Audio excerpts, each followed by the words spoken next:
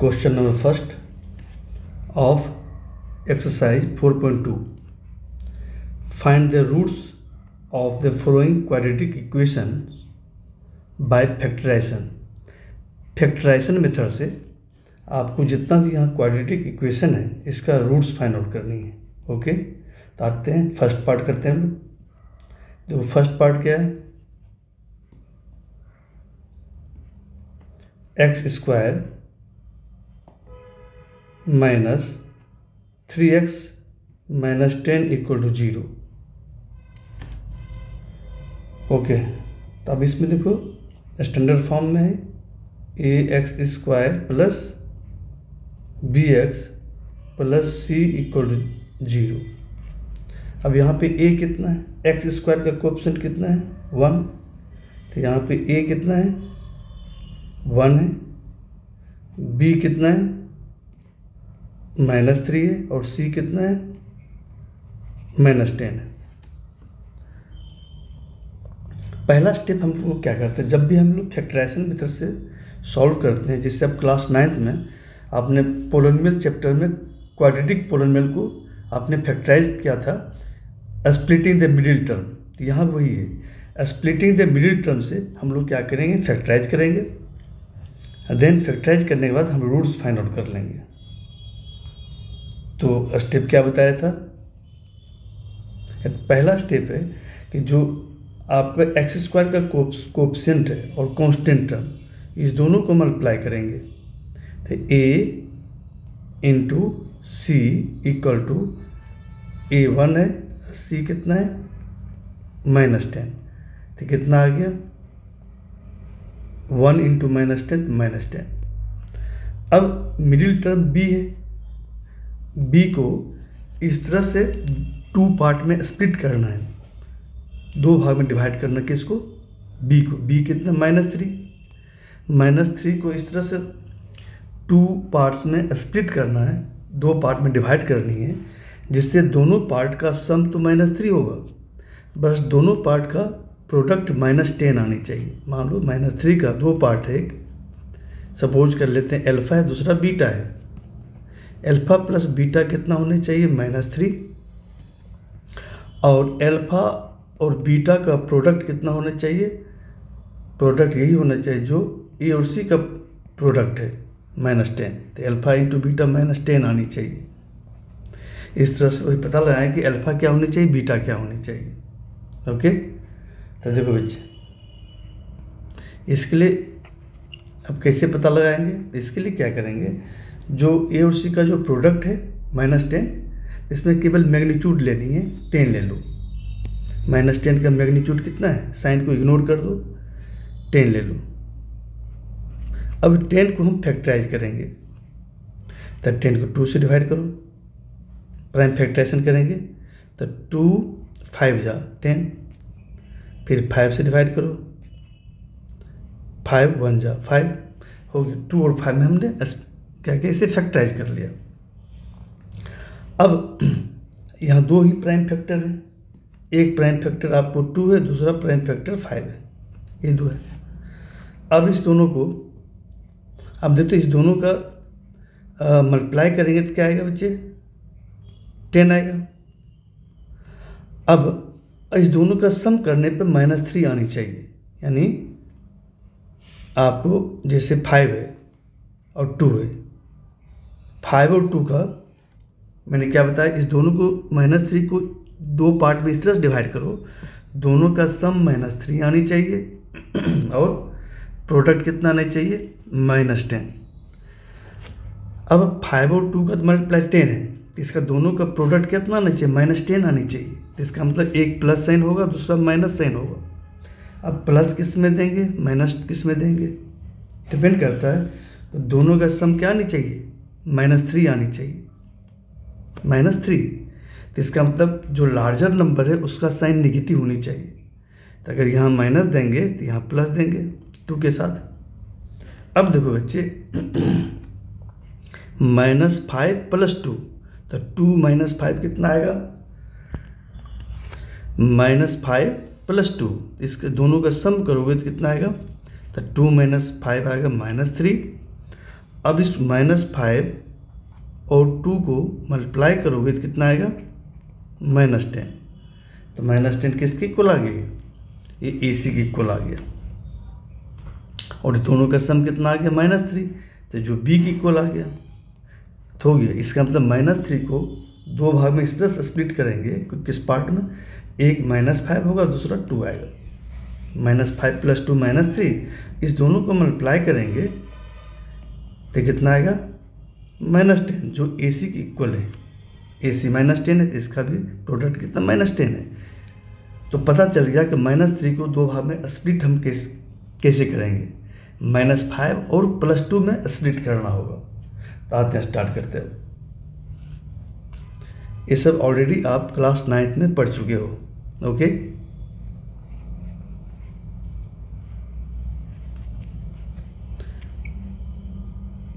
तो -3 की जगह पे लिखेंगे B = -3, तो क्या लिखेंगे? -5 + 2।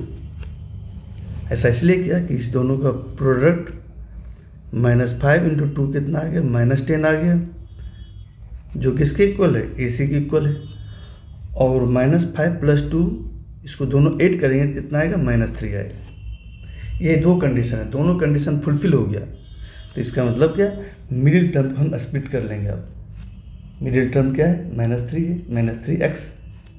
अब आते हैं जो मेन क्वेश्चन, वहाँ से लेकर चलते हैं। नाउ x² -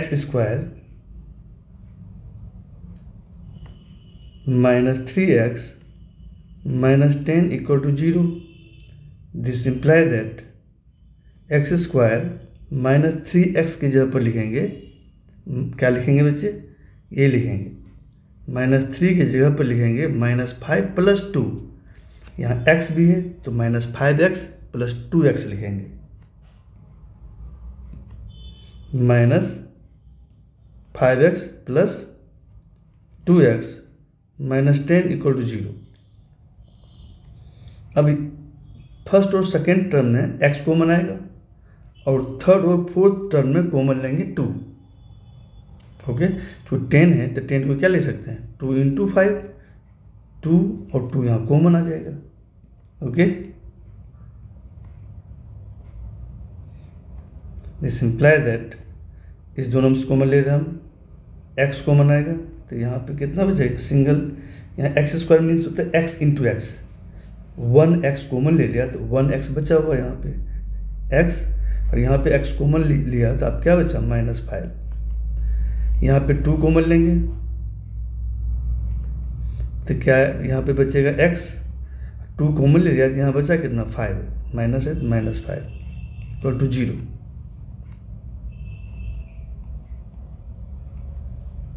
ओके, अब देखो x - 5 कॉमन आएगा।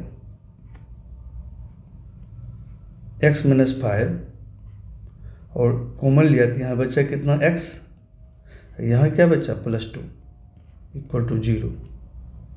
अब दो फैक्टर आ गया, दो फैक्टर का प्रोडक्ट 0 आ रहा है। या तो फर्स्ट फैक्टर 0 होगा और सेकेंड फैक्टर 0 होगा। क्या लिखेंगे? इधर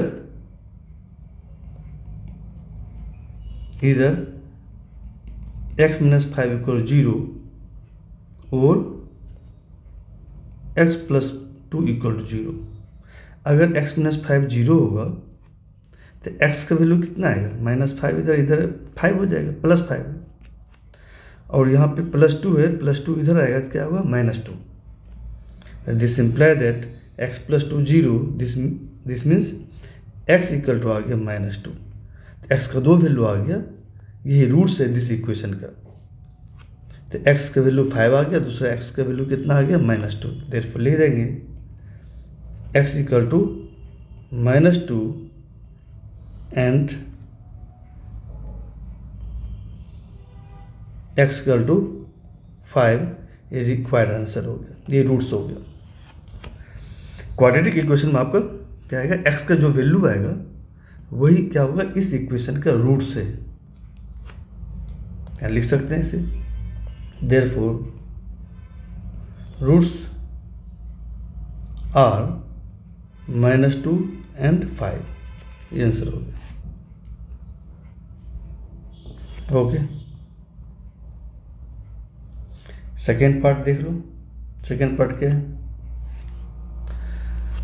2x² plus x minus 6 equal 0। 2x²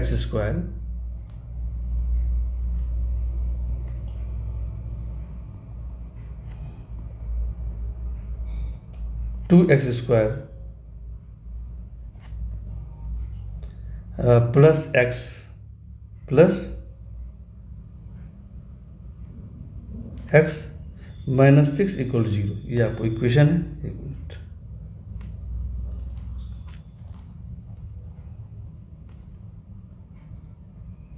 okay. At first हमने क्या बताया?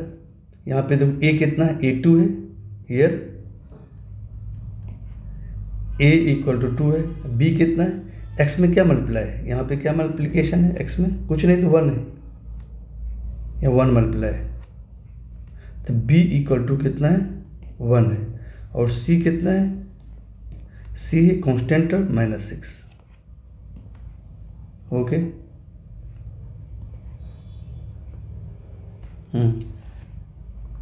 तो वही करेंगे। एट फर्स्ट a और c को मल्टीप्लाई करेंगे। यहाँ साइड में वर्क कर लेते हैं हम लोग। a इंटू सी, a है 2 और c कितना? -6 इक्वल टू कितना आ गया? -12। -12 आ गया। ए सी कर ले वैल्यू। अब हम लोग क्या, मिडिल टर्म कितना है? मिडिल टर्म आपका b है, b1 है। तो b की वैल्यू कितना? 1 है। अब बच्चे 1 को इस तरह दो पार्ट में ब्रेक करो कि दोनों का सम तो 1 आनी चाहिए, बट दोनों का प्रोडक्ट कितना आनी चाहिए? -12 आनी चाहिए। कितना आनी चाहिए? -12। तो 1 को इस तरह दो पार्ट में ब्रेक करेंगे, स्प्लिट करेंगे, सच दैट कि दोनों का प्रोडक्ट कितना आनी चाहिए? -12। तो अभी मैंने बताया था क्या बताया था कैसे करना है। अगर आप डायरेक्ट कर सकते डायरेक्ट कर लो। अगर डायरेक्ट करने में दिक्कत हो रही तो आप क्या करो, जो यहाँ पे ए सी का वैल्यू है इसका मैग्नीट्यूड लेना है, यानी निगेटिव साइन को छोड़ दो। 12 है, तो 12 को हम फैक्टराइज करेंगे। क्या करेंगे? 12 को प्राइम फैक्टराइजेशन करेंगे। 12 का 2 से 6, फिर 2 से 2 3 से 6, फिर 3 से, ये आ गया। अब बच्चे इस तीनों को मल्टीप्लाई करोगे तो कितना प्राइम फैक्टर है यहाँ पे? 3, 2 2 3, ये प्राइम फैक्टर है। अब इसको दो पार्ट में क्या करना है? ब्रेक करना है मुझे। क्या b जो 1 है इसको क्या करनी है? दो पार्ट में ब्रेक करनी है। एक अल्फा लेनी है, दूसरा बीटा, दो पार्ट में। इस तरह से 3 है यहाँ पे। बट ये ध्यान रखना है कि दोनों का सम 1 आनी चाहिए। दोनों का सम कितना आनी चाहिए? 1। और दोनों का प्रोडक्ट कितना आनी चाहिए? यानी अल्फा प्लस बीटा तो आपको 1 आनी चाहिए, इसके इक्वल आनी चाहिए। और अल्फा और बीटा दोनों का प्रोडक्ट कितना आनी चाहिए? जो ए सी के इक्वल है, इसी के। ए सी -12 है तो -12 आनी चाहिए।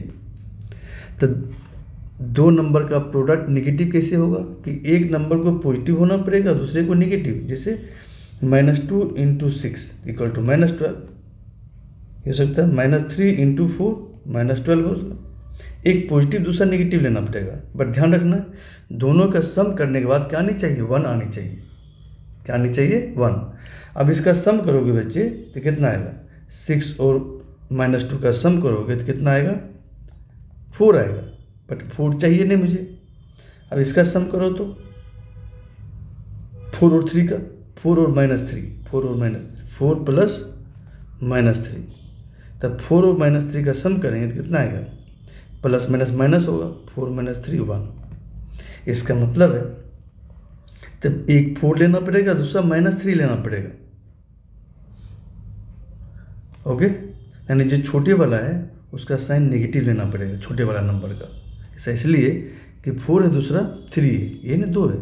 ये इसको हम कंबाइन कर देंगे, 2 × 2 को 4 और एक 3 अलग कर रखेंगे। अब अब 4 और 3 आ गया। अब किसका साइन लेना है, पॉजिटिव किसका नेगेटिव, क्यों दोनों का प्रोडक्ट नेगेटिव चाहिए, -12 चाहिए और दोनों का सम 1 चाहिए। तो सम 1 होने के लिए इसका मतलब है कि जो लार्जर क्वांटिटी है उसका पॉजिटिव साइन लेना पड़ेगा, जो स्मॉलर क्वांटिटी है उसको उसका नेगेटिव साइन लेना पड़ेगा। तब यानी कि +4 मतलब 4 -3, 4 -3 1 आ गया और इस दोनों का मल्टीप्लाई करोगे तो कितना आएगा, 4 × -3 -12 आ जाएगा। ये प्रोसेस है। ओके, ये प्रोसेस समझ में आ गया। अब ब्रेक कर रहे हैं हम लोग। तो -1 के जगह पे लिखेंगे 4 -3। ऐसा कि 4 और 3 के कहाँ से आ गया, तो मैंने ही बताया 12 को फैक्टराइज किया, 2 से 6 हो गया, 2 से फिर 3 आ गया, फिर 3 से 1 आ गया। अब इसी को 2 पार्ट में 2 हम ब्रेक कर देना है। यहाँ पे 3 है तो इसे 2 में कन्वर्ट करना है, 2। तो इसका मतलब इस 2 को एक साथ कर दो, इसको अकेले रखो, तब देखो क्या होगा। ये 4 हो गया, दूसरा 3 आ गया, तो 4 × 3 12 है, बट मुझे -12 चाहिए और दोनों का सम कितना चाहिए, 1 चाहिए। तो इसका मतलब है कि प्रोडक्ट नेगेटिव है, तो इसका मतलब 1 + 1 माइनस होगा। तो माइनस किसको देंगे, छोटे वाले को माइनस देंगे, बड़े वाले को प्लस देंगे। ऐसा इसलिए कि दोनों का सम क्या नीचे +1 आनी चाहिए, +1, ये +1 है। तो पता चल गया कि 1 के जगह पे क्या लिखेंगे बच्चे, 1 के जगह पे लिखेंगे 4 - 3। ऐसा इसलिए कि 4 और -3 को मल्टीप्लाई करें तो -12 आएगा, जो AC की इक्वल है। और 4 में 3 माइनस करें तो कितना आएगा, 1 आएगा। तो 1 को हमने ब्रेक कर दिया 4 - 3 में। तो स्टार्ट करते हैं। अब जो मेन क्वेश्चन है उसको लेकर चलते हैं। पता चल गया कि मिडिल टर्म को हम कैसे स्प्लिट करेंगे। तो 1 की जगह पर क्या लिखेंगे, 4 - 3। यहाँ पे क्या कुछ नहीं तो 1 है। ओके, नाउ तो स्टार्ट करते हैं हम लोग। 2x² + x means 1x -6 = 0। This implies that 2x²।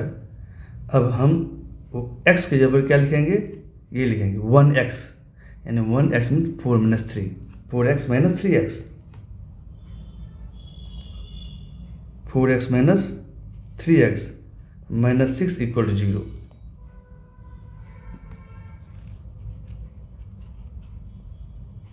This implies that, अब देखो क्या करेंगे, फर्स्ट और सेकेंड टर्म से क्या कॉमन आएगा, 2 भी कॉमन आएगा, x भी कॉमन आएगा। चूंकि यहाँ पे 4 है, 4 क्या है, 2 का मल्टीपल है, 2 × 2 लिख सकते हैं। 2 यहाँ भी है, 2 यहाँ भी कॉमन आएगा और x भी कॉमन आ जाएगा, कॉमन लो। तो हम लोग क्या कॉमन लेंगे, फर्स्ट और सेकेंड टर्म से 2x कॉमन आएगा, 2x कॉमन लो। यहाँ एक सिंगल x बच जाएगा, यहाँ पे क्या बचा, 2x कॉमन लिया, यहाँ 2 रह जाएगा। फिर देखो यहाँ क्या कॉमन आएगा, देखो माइनस दोनों जगह है, माइनस भी कॉमन आएगा और 3 भी कॉमन आएगा। तो 6 को हम लिख सकते हैं 3 × 2, तो 3 और 3 कॉमन आ जाएगा और माइनस दोनों जगह है, माइनस भी कॉमन आएगा।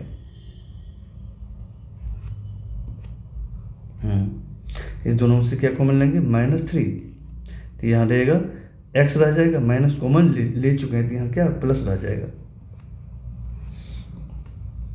ओके, तो क्या लिखेंगे, x रह जाएगा यहाँ पे और 3 कॉमन ले लिया यहाँ से, तो क्या बचा है, 2 बचा हुआ है और माइनस भी कॉमन लिया तो यहाँ +2 = 0।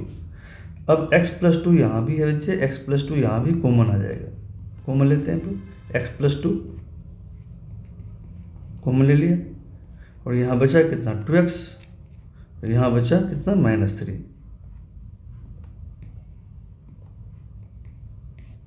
= 0। अब 2 फैक्टर का प्रोडक्ट 0 है, ये मल्टीप्लाई कुछ नहीं तो मल्टीप्लिकेशन है। तो या तो फर्स्ट फैक्टर 0 होगा, आइदर क्या लिखेंगे, इधर x + 2 = 0 और 2x - 3 = 0। अगर फर्स्ट फैक्टर 0 है तो x + 2 0, तो 2 को राइट हैंड साइड ले जाओ, तो x की वैल्यू कितना आ गया, -2। This implies that second factor 0 है, -3 को राइट हैंड साइड लाओगे प्लस हो जाएगा, 2x इक्वल टू हो गया 3 +3। अब मुझे x की वैल्यू चाहिए तो 2 यहाँ मल्टीप्लाई में, तो 2 इधर आएगा, डिवाइड हो जाएगा। तो this implies that x equal to आ गया कितना, 3/2। x का क्या वैल्यू आ गया, 3/2। तो x का 2 वैल्यू आ गया, -2, दूसरा 3/2, यही रूट्स हो गया। देयरफॉर लिख देंगे roots of this quadratic equation are, therefore roots are क्या क्या है, एक -2 है, दूसरा है 3/2, ये आंसर आ गया। ओके,